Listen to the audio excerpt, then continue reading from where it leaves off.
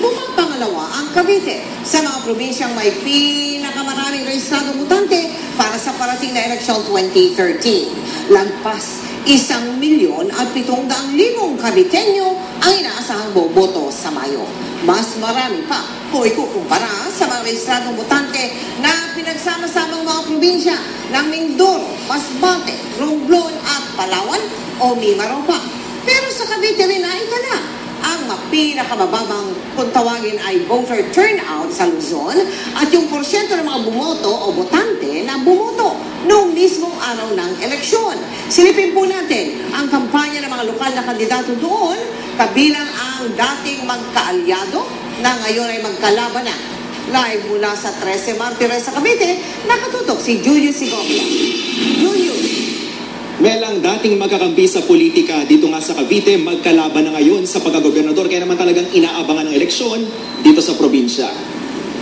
Sa Dasmariñas at Noveleta nanuyo kanina sina Governor John Vic Remulla at Jolo Revilla, mga kandidato sa pagkagobernador at vice-gobernador ng Partido Lakas Magdalo.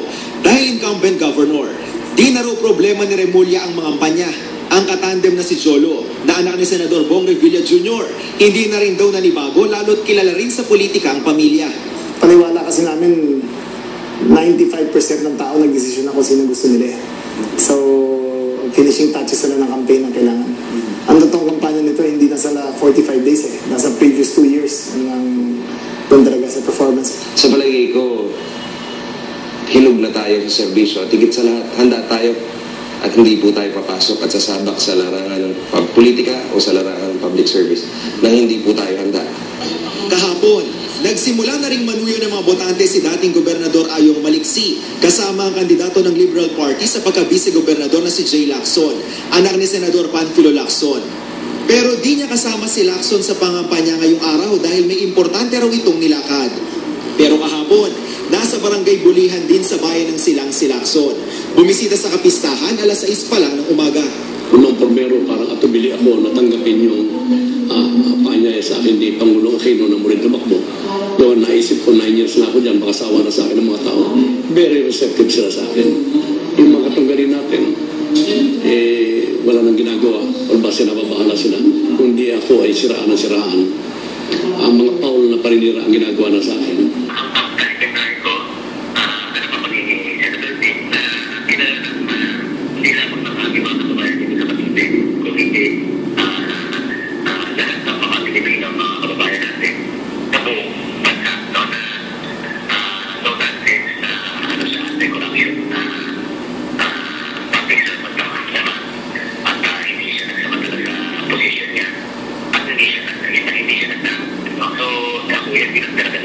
Dating magkaalyado ang pamilya Maliksi at pamilya Remulla, pero sa politika, tila wala talagang permanenteng magkakaibigan.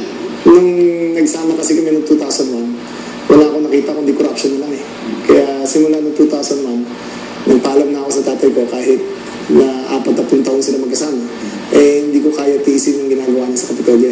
Nung kami ni John Vic magkasama sa probinsya, nakita mo, sa halip na tumulong siya sa marami nating problema, siya pa yung nanira sa akin, hindi demanda pa niya tayo. Isa pang kandidato sa pagka-vice-gobernador ang incumbent vice governor ng probinsya na si Recto Cantimbuhan. Tatapatan niya sina Revilla at Lacson. Bagamat anak sila ng mga senador at siyempre mga popular, naniniwala naman tayo na nagkakaroon naman ng pagpili ng ating mga kababayan. Sila naman mahuhusay din, mabibete naman. Ang kailangan lang siguro, kung may pagmamalaki lang natin, mas nakalalamang tayo ng konti sa karanasan at saka doon sa pagdaman ng pulso ng mga mamamayan natin.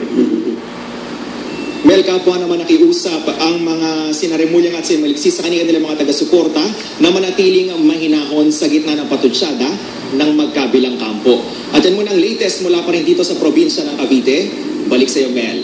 Maraming salamat sa iyo, Julius Segovia.